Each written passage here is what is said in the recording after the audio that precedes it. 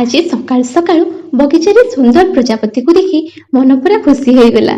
ତାପରେ ମହାପ୍ରଭୁଙ୍କ ଦର୍ଶନ ପରେ ଦିନଟିର ଆରମ୍ଭ। ଘରେ ଆସି ଦେଖିଲି ମାଛ ଭଜା ଚାଲିଛି, ତା ସହିତ ମାଛ ବିହନ ମଧ୍ୟ ଆସିଛି। ଭାବିଲି ଆଜି ଭାତ 2 ଘଣ୍ଟା ଅଧିକ ଖିଆ ହବ, କାରଣ ବିହନ ଭଜାରେ ମା ଗୋଟିଏ ସୁନ୍ଦର ରେସିପି ବନେଇବେ। ପ୍ରଥମେ ପିଆଜ, ଲଙ୍କା ବଟା ଓ ଟମାଟୋ ଦେଇ ମାଛକୁ ଭଲ ଭାବେ ଫ୍ରାଏ କରିଦେଲେ। ଏହି ଫିସ୍ ଫ୍ରାଏକୁ ଟିକେ ଶୁଖିଲା କଲେ ଭାତ ଓ ପଖାଳ ସହ ସୁରୁଖୁରୁରେ ଖାଇ ହୁଏ। ତାପରେ ଚାଉଳ ଧୋଇ ଭାତ ବସାଇ ଆରମ୍ଭ କଲେ ମାଛ ମୁଣ୍ଡ ଓ ବିହନର ଛେଞ୍ଚଡ଼ା। ମସଲା କଷି ସାରିବା ପରେ ସ୍କୋୟାର ସାଇଜର ଛୋଟ ଛୋଟ ଆଳୁ କାଟି ସେଥିରେ ମାଛର ମୁଣ୍ଡକୁ ପକାଇ ବିହନ ମଧ୍ୟ ମିଶାଇ ଦେଲେ।